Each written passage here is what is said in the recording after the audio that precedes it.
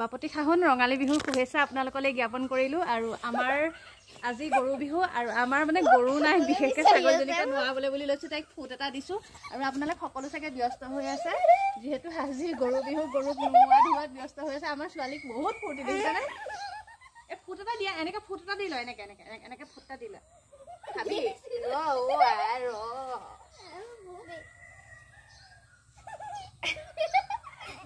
বৰ ফূৰ্তি লাগিছে আমাৰ ছোৱালী আজি না।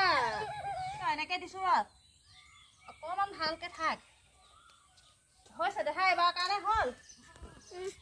বহাগ ধুনীয়া বিহুৰ উৰুকা, বৈছা নেকি তুমি মোলৈ ফুলাম গামোচা।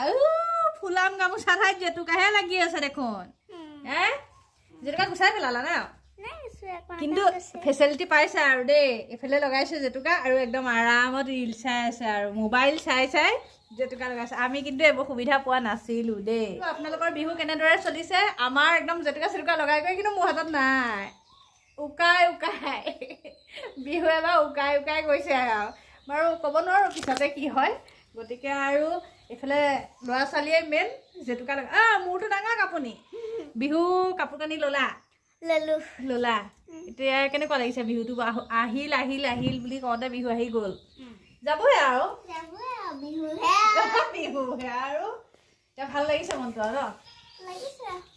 ঠিকে আছে। এতিয়া আমি বিহু খাবলৈ যাব লাগিব নহয় ৰাইজসকলৰ ঘৰত। যাব লাগিব। যাম আৰু এতিয়া উলিয়াই কৰি ন?